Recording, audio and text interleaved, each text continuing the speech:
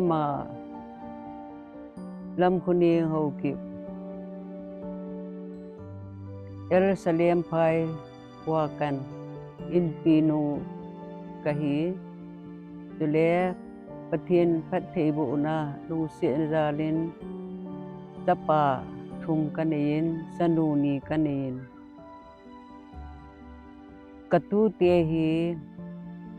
pasal li ahin kan nei puwang 1985 July in Ada Hatan izong le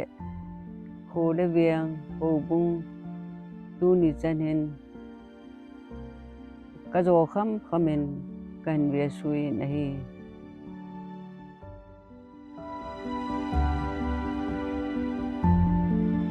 ke ma hi kapin na Maukot Ukhrul district a sulam gam kaya anapiang kahiin kapa min su sing hukai hukip Elias pakang akitin sule kanu min su dong khuling akiti nahi sule supi pasal li kanin numei khatto gu kahi bin ahi sule kaneu lai kanu in nga kum gu ham kahi hin e nadal hata in izong le pathinin aban banin nu pha hin pikinin titi chun le kha jong kahin simin mau ko na emi school na umin hi chalai chun class 5 chen mau ko na kana kain tu tieng le 6 7 in Okhrul gam kai mama cha sat kom tang khul ho khu giriha nga chun kana kain abanin 7 8 9 in Imphal la kana simin adults girls high school la tu tieng le TG hostel la kana umin hi iti chun kaneu lai hin khu apanin tu ni chanin kapati he ho hian lang kanu te ho kanu neu te ho kapaneu te ho jong le ama hon jong e lung si nu bin e ngai lu so ke bin ka ki pa in hi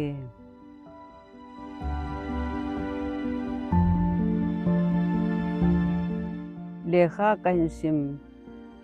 sungin pathian lung si nin khat vi sa jong ka fer kapun ka lo thing jingin chung su na chun kichip gur si sports sa hin kana thanu mama in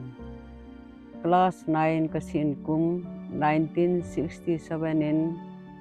volleyball team ahin penha ta in kanalan state level in Manipula Hendola achun kanazawin to a Chennai tiu Madras akitin chikhang lai chun chilaya chun niko ka gichi mu nahi kicha chun guru ma kichi hin football in Manipulin kan lawin tuijap swimming in zone second kalawin ichi Manipur history a Tsushima India sunga football lolhin na ama sapen pene ti hi ka oza hon asevin ka kipa ma mawin kang hunwin jong million miller governor ho ahilo aile pelang million miller hon na satahin e na le movin kipana pa cha ai the khumuwin pa cha jong e o pi win en ko jong so khom na jong e bor pi win iti chun pathian jalin ka zo kham khamin kichip na chun pen kanalan tu lai ni khu khadi le sumle payong ki mumei the hin chu lai a chu ho chu be se lo hi ji in ti chu ana ki chi in aban bana chi na ding jong chu om ki nin hi jong le ana ki chi jo ta pu na hi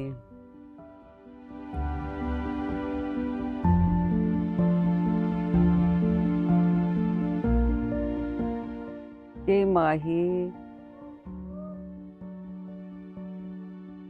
kan eu lai a panin để kha aban bana kan sim to kilonin ta salam ke wiloin haga wa jong kan eu lai jin pathi ni si le Saturday ni le hin pa cha ka hol ji in Sunday ni le khon mi mu masangin howin akaga koi ji in ti chun ho gut ta en kana umen ai wangin Isilai khang chun pin tha thu jong akisei mong pon pin tha akisei chu ti ya num ta khan in ku te ho lu si ho mal ho bang akele alim ji ve akitile ikiza lu na ki thi ai in la ba chom kha jo in ji ahun kinein cha hung kinein cha thum li janna kanei khun mi hon oe pu se khulin nagalena ko na pin tha thu se ki chu mi jo sin adel jing ke chu nau sian to I to ka hi jin kadel jo pon ki ji chun divren da to do ja pau ama ko ma chun ya o lu si te in ka pin tha anung wale ni pin tha sa in ka ti le ha ta bin taw le chun na lu hung kidangin tin hi chi chu pin tha hi ji nge atin ji chu ka ki tu da khe in ke jong ka cha pa ani chana hospital dam lo wa om chun ka chi in ka ina ho ki wiang ina jal khun no ja ka ki tholen bo pathin ka cha pa hing jong le thi jong la nang ma khu da ka ko te ka taw lai chun kalunga hung ngin thi jong la khu ta lo ti bong khun kalunga min chi chu da to lo ya pawin ina hil chu ka ki tu dan ji cha ping tha in so ta kum som wali kana umen ai wangin la khat bi tu le chun rap chal hung le ka chi na de ong ka ti la bong le chi nge ka tin abong le chi po ka tin ki ti chun ka umen ai wangin pathinin ama ka ngai lu na le go gut ta kanom na chu su mil pi pon ji chun 1981 chun ke la hoi ma ka chi jo pon ka tin en ka ngolin ina hin taw na kanen wo pathin ka pin tha na hi di loi la nang man ki chen ta in ne he sa in ka ti in ka tawin na hi le sama sam som ko le kha hun kamu in nang ma athisa bonga than khu a bonga na hi ti chon sit hi dan ima cha hi lo dan ho chu kan ki gel do in na sata hin isi na ka hin ne chu le hi chi pe chun evangelist ho thang kursiat bolin ahungin ho ki wenga aman mi ho chu ko hile pathin thu a pin tha nanu ni amle ilanga tau pi nge tin ko na hin ne chu ke chu a tur ku la ki bol tan ama sapienin ka pongin ka tau na kaman man le iti chun pathinin pichima sanga chu kol munahi riveren chung thangin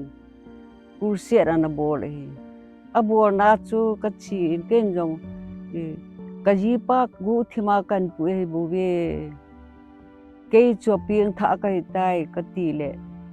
nu te nu mei langa counselor nu chun ai po he nu na pin tha na chu se na tin ken jong kate e kipiang tha ata mi kiwa kikola ama ho o khuboi pin alo la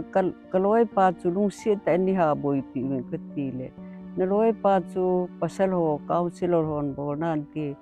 EPP le nu se po tang atin ai le gen jong ka se ya hi le councilor nu chon se he chu satanin al hep lung mo nga da mo na dinga hep lung mo sial ki ti nang da he ati pa chon ke jong kalung hang ke din na ho sa nga ki piang tha hi ti chun ni se ve katin chi chun hovin jang chu ka kai num tapon ka pau se cho chin ke jong ka oi nai ta ka kilep ma hi le ka kilep chu anat ahung na ta ben dai sentry e thi ka hung ve in salbung a chun ulum cha te nu pa ajinu nar sahin amanin asian honin sa sa hon iti chun ke ma chu ka kinung le ta cha pen chun kalung chu a ol thi te in different jang le new long blend kur se na ka chi le mi hon I hung ko ro oven nei na gu cha lu nin na tep di ko no akigu utai hung lo in tin I hung ko na le kamu le kit ta in aba na chun hiti ke ma la hoi ma ka chi jo hi in katin ajo kan se bo pet bang chun ina hin hoi ta in katawin pakai nang man ki chi ta ne ho pi to ka an kin en jong ne po nge ka ti in ti chun katawin na hi le koi pu ho thang ama outer kula bor na chun kata wa le pathinin hoi ta in he sa in vien masana ta asen chu vien ti ama sa pianin meibul tabong song pilin ta kha meibul tabong amin vien na lungmu nai chu ko hi aban ku be ki nin ki aban chu ka be le meidil chu deu jang jong in vien satanin le na le lungmu ngai chla ku pui tin ti hi tun wang ke ma na pathin ka hin na cha ka hin na gisi na chu kin ka sang tai ji chun vien na chi na ding hi ati in ti chun khor chu in zo na lam pia ka nei te ding ti ho bung la hu jakha so nga la kha hu koi ta in ahung kalung thima chun ahung ging jieng in ti chu kelbi kha jacob kelbi ki ti wan til te kung su kel to awang chilang hilam mo na hi ina de hitai na kel to de hitai ti ogin chu kazan cha pen chun Yesu Krista hagau chu kin kanei tan hi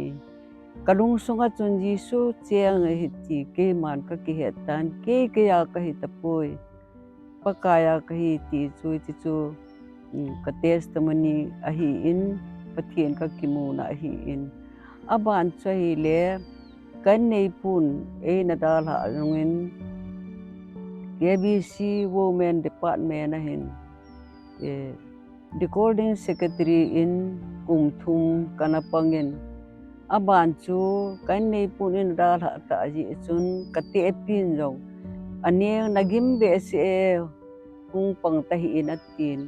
ken jong he no kumthuma hitai ni ponom jong le hen atam ki chai hitai katile le katam khada ki chai wang chun portfolio ti cha achuma president ding chun hingbung bapti church women assembly kanei na batun mi jo si chun and contest in adang jong sei lo win ke chu a seule kita chu abon chawa chu and contest a chu ikoi jeng o hi ai wang ke chu kanum hin ape jun ka gele na hi chi KBC nupi hi jat la abol the hi jat la ke hi me thai ke hi ja hi agim pin agan thi pin hi abol num lo inot lo he ti lang khun kalan hi chom chakhadi ti chun kalan thip chana kam le mi pi jong cha thip chat jingen assembly member lo si chun pathinen in ho pi in koin lam khuni nang ke an hi tan hi chun ke man chin ka ti le chin dingin ka ti le dingin towin ka ti le towin sein ka ti le sein tu na na ko ma to mi nu te hi ja nin nagan the na za khat la som khat no he zo lo hi ke na siem pa na pathinen za khat la za khat ka het pi nahi ken ka len nahi ti ogin chu ka za phanin thip pen ka ding do in mi pi ngui si nam pe ta chun so pi te ho pathinin itin e ho pin ke man kalal ding ka zo ding chu pathin hu na tai pil pat ki pa ta en sang ta nge ka ti le mi pi chu na kho da be ngin hi ti chun women president hi ka hin pu in kum som le kum khat sungin nu te la hin women president chun kana pangin chuban zong MBC azong officers committee kiti khani nang kilandi he atiwin hi cha chun ke kumni 98 99 chun e na lengowin chu tiang le chi jo jong chun KBC finance and property committee in kumli jen kapang ki inin kiti chun kapha ho hi pathinin e na puin i macha ka hi pui ahin la ti chun pathinen adi a chu kamei thai nunga jong chu mei thai kem ti chun churachan pulanga mei thai kem me ti nai le ke jong chun 1986 87 kachi gu na hi le o ki viang ngo chu khat khat hun we na chi dam ti mei thai kem a kati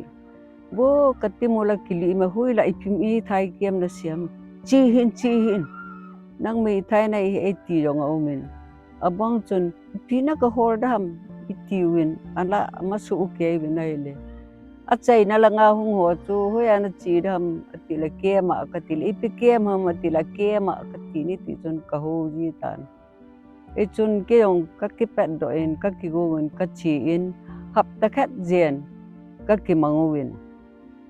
ichi program hi oe pi new pin thilho jo si agun to ada la ama Calcutta Bible theology sima chi hi in iti chun hijlai jong chun ka testimony jong isi sa win icha kon chun o ke bi sa jong mi thai ke mi ki bolte hen ti chu na sata hin kalung thima ahung momen women president ka tu to kelhon chun women council assembly kapulu nin mi pin pha sa in abanin KBC general council kapulu ki inwin en nuten chule assembly and approval ki inin 1991 in phat sana e na neu to kilonin mei thai ke masapi ni cha sat gam ke gambi number 17 KBC cha chun kanaboluwin speakerlin OP new pi to ke ma to OP name kem director pangin hiti chun mi som sagi wel hi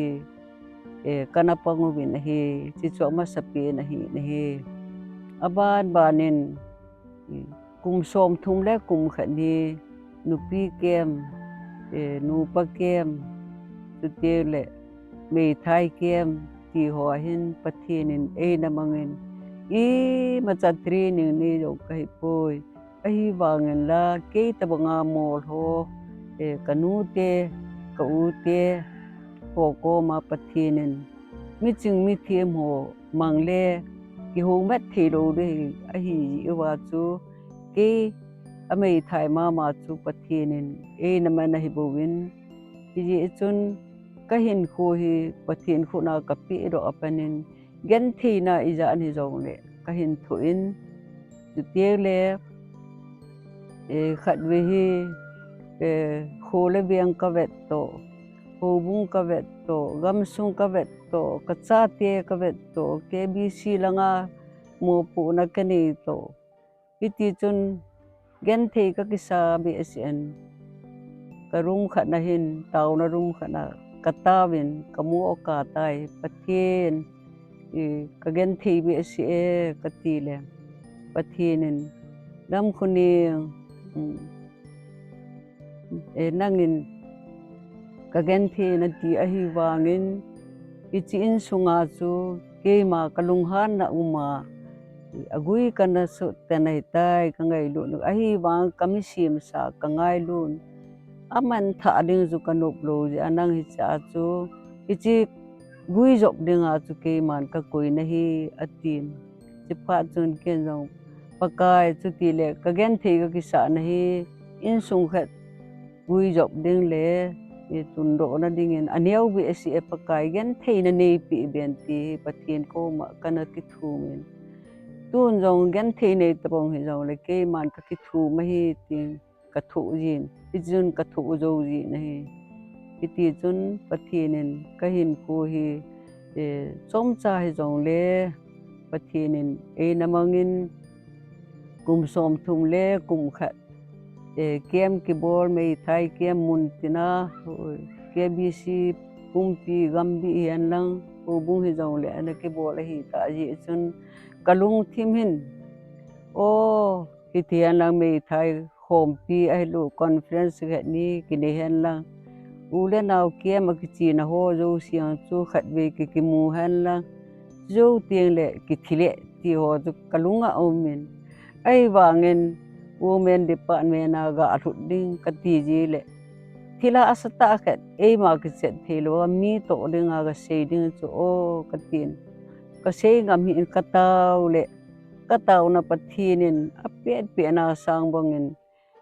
ni kum khat ka ki gu na ka sei la kum ni na ju sei ta nge ka ti tu ta chuna ma hon an gu ngu binai le kidang ka sa in 2022 gambi number som ni le khat kopi ja nga mei thai conference chu anaki bolin mei thai ja sagi vel thingin ki pa le thanom ta in ka ki mangwin hi chi chan chu mei thai hin khwa jong kan nei pu nei da la e pui dan chu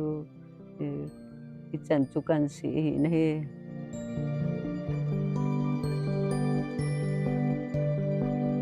ke ma mei thai ka hi na hin tu bana sa te nau te tu te hung mei thai ding ho khat ka til kho no min mei thai ki ti hi koi ma cha hi no mam pon aha a hi wangin la aha lai ta chu ipidinga kum hi ti jani kana thu jo ham iti a hi le pathin o chu kana za ji hi thil danga hi pu na hi ke ma 1985 kum run kan nei pu thi kumen ho ki venga ho ki student organization pass tha ho press meet ana umin icha chun kan nei pu anong ta lo ji chun office beral ho chun he nu he ni he pi he hung in na hung te ding a hi tu ni atin i hung ko wi nei ai ken jong he nge boy ana chi win ke man ko ni main ki kha tu ming te hung na nge ka ti le ama ho chi ro nu chi ding ka ki go le ka tu na ding ka hormone ka lu mi chun ko ya ka tu be ham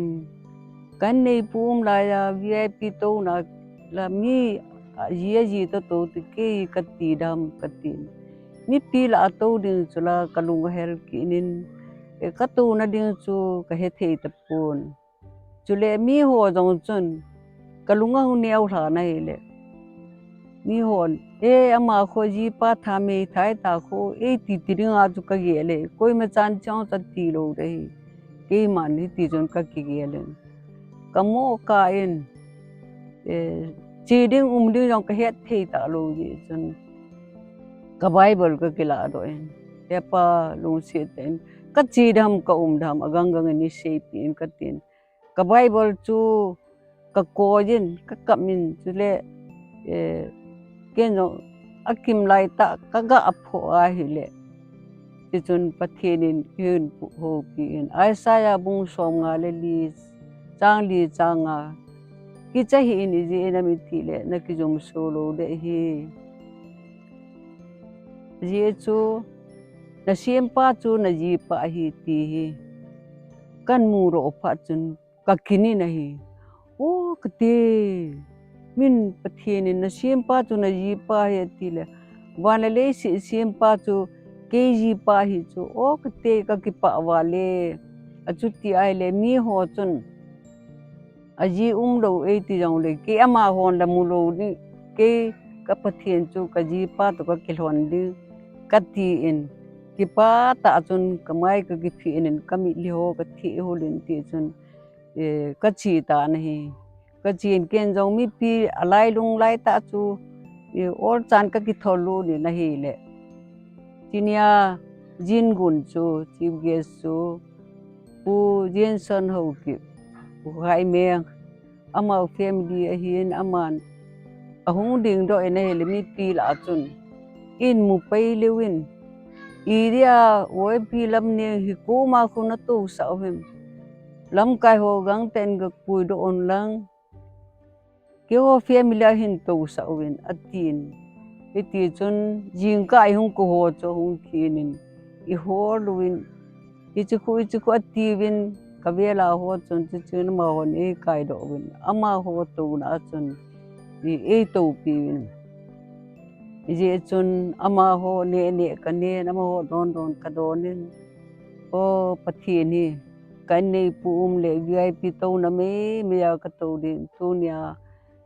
tu ni jin gun te family a pakai nang ni koi je nang ka thang we ka ti in ti chun ki pa ta in aban ba na chu chan pula ke ma kan chi ngam na jong chu ki cha chu pathin chu ka ji pa hi tai chi ka ge ya chu ke chu or mo lo be ka chi ka test ni ho ka sei thi hi na he ji chun hi chen me thai hi na kum som thung le kum li kum nga hung hi ta hi wa nga ka thu na ho hi mi thu ding wang ha ka sai ken jong I ka thu ham chu ka den mo ji chu pathinin cho chu thu jo the na pi pathinai ki nga la a hi le te ka khanin I dei cha jong tam ta na wangin pathin ko ma ka ta win pakai ka cha te ho hi hoi ta ka ki ve tung the na ding ka ti in ka ta win a hi le mi ho lung sunga lung ge lu cha khel ji win a hi ki chi chan chun pathin I nei ya pathin I ki ma pui sai le me thai ki jong le min jong I mo jor ngam lo hi chu te le jana jong e pi ki no hi ipiji ina mi ti le pathin chu me thai te ji pa pan ja chu pathin ne ho jo si chun me thai ho agial kho sa hi jacob bung kha chang so mi le se gya jong ki mu in nu lo pa lo mi thai chaga photo a huwa chu ho ran thing le ki subu lo hi ati na hi masang laya me thai an ki mu si chu tu hin me thai ho zo hi mi tam ta in me thai hon jong pathina tam ta to the wa hin chule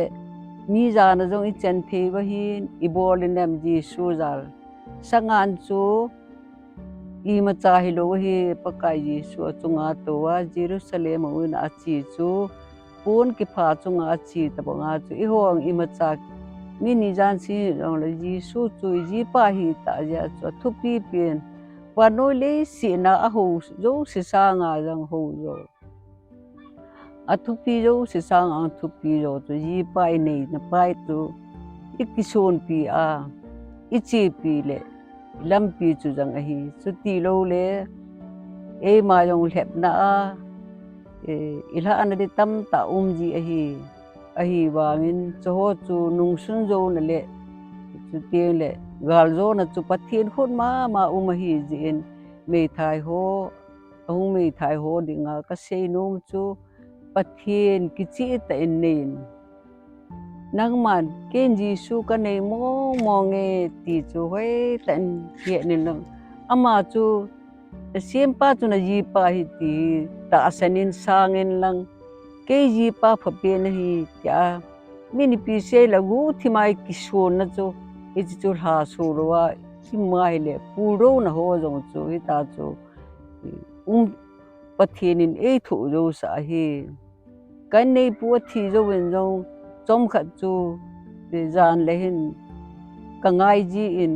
kana kap ji in a hi wangin ni khat chu pathin in e ho pi in lam khuni ken nami lilon chu ka de poi ke ma program chu ngai pi na sei be pi ham na sei be no atin pakai na program chu ngai ma ka sei be de am poi ka ngai ja kap ka hi ka ti a he le tu kal ita bang mi li chu ken ka de poi ti le ken jong hi ti in pakai nung se ta in ken jong tu ne apanin hagau mi li hagau mang tha ho din ka mi li pieng ka tin nangin jong mi li thi hul wan ku pi se sa thi hul lo wa le si na jong thi hul thi ne hi ti ka ta sanin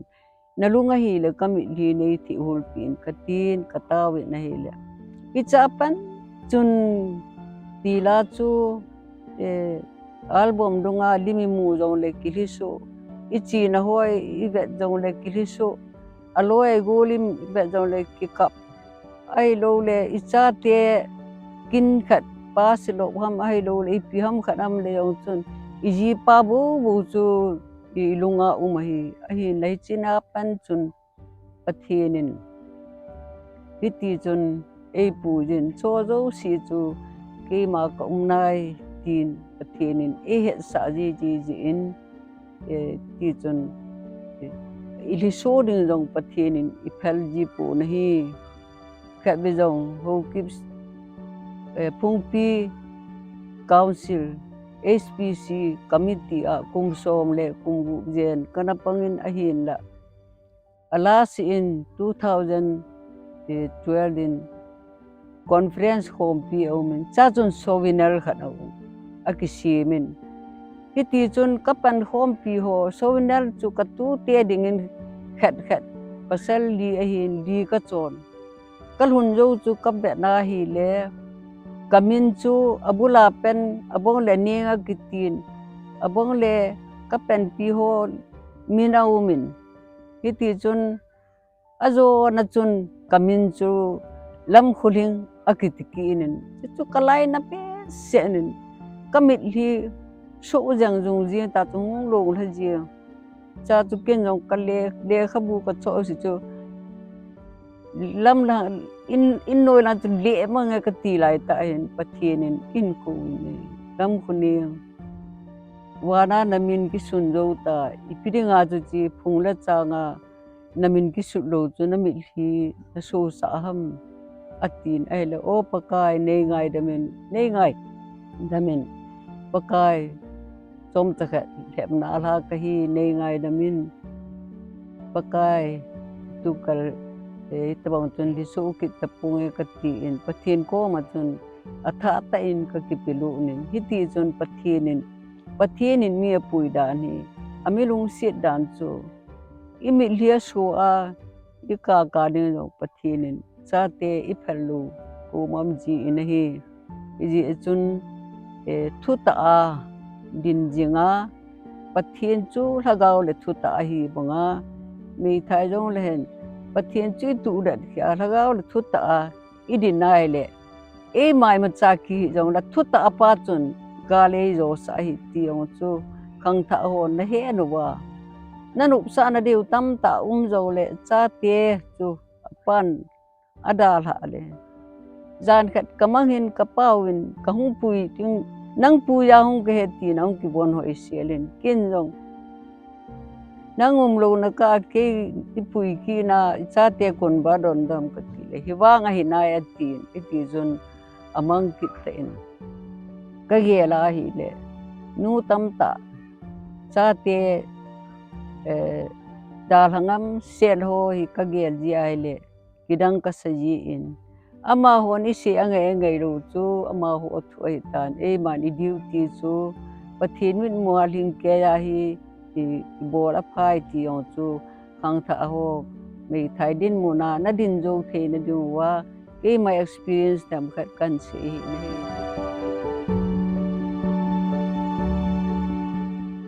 kahin ko thusim kan se na chunga hin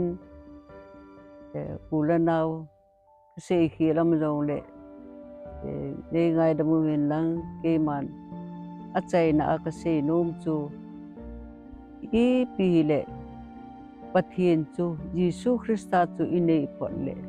mei thai jong len chaga jong len ji han lang hi jong le hi chi inei na pa chun in hu apui chu i chu lam di lama hi pathianin ei pui ji hi ti hi he chi hui tin sumil po hi te a chai na ai chan chu kan se he ki pa